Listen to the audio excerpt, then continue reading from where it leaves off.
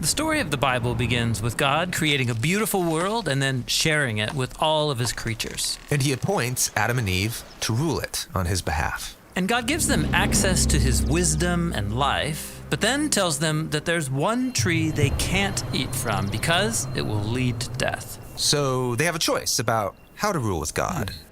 This kind of feels like a test. Well, that's because it is a test. But isn't that kind of cruel for God to test them?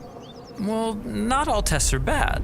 Let's say there's a king who chooses you to fulfill a royal task because he wants to know if you are trustworthy. Well, I guess that's a test, but really it's an opportunity to do something important and noble. Right, but then let's say there's a rebel who hates the king and you. And he tries to convince you that you would be better off not doing what the king asks. Well, the rebel is setting a trap. Right, so a test could be an opportunity or a trap. And the difference is whether the one testing you has your best interests in mind. I see. And both types of tests appear in the beginning of the Bible. God tells them to eat of the tree of life and not the forbidden tree. Yeah, this is God's test of loyalty. God wants to rule the world with humans as his partners, which means they will need to trust his wisdom over their own. But then a rebel comes and tests them to eat of that other tree. Right, the rebel seizes this opportunity and twists it, so he can lead the humans into exile and ultimately death. He turns the test into a trap.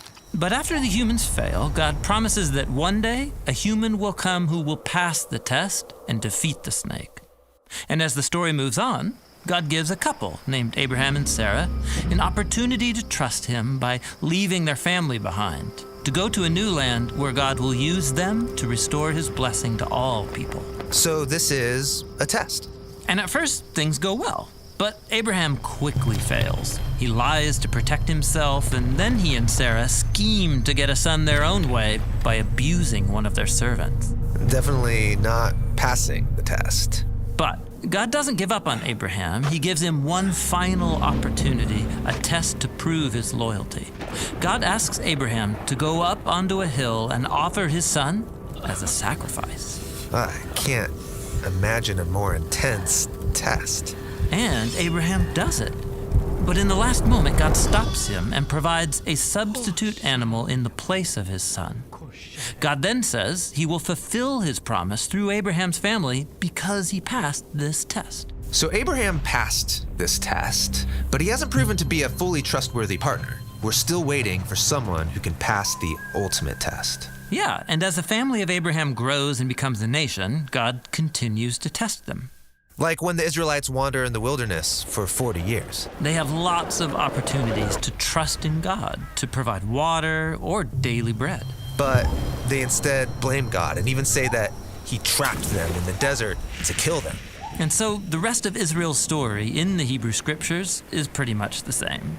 The Israelites don't trust in God and his promise. They're not loyal, and eventually the whole nation fails.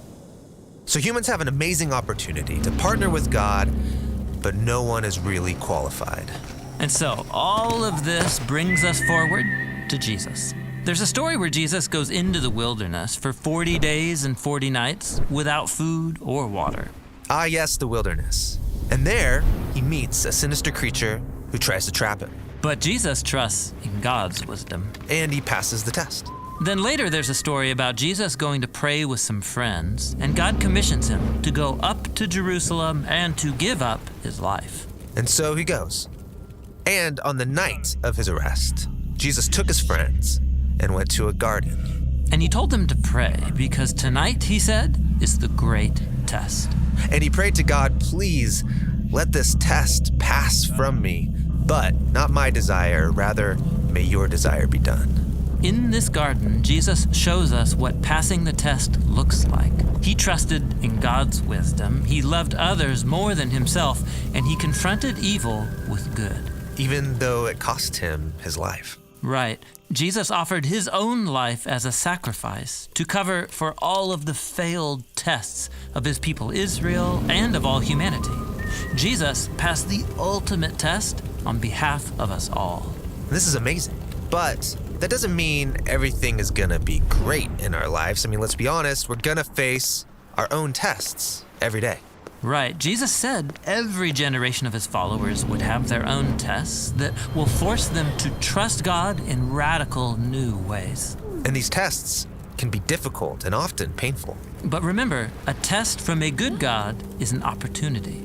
This is why James, a leader in the early Jesus movement, said that we should be grateful when we face tests and trials because they offer us a gift. It's an opportunity to surrender to God's wisdom and to become more like Jesus, the one who loved us and who passed the test on our behalf.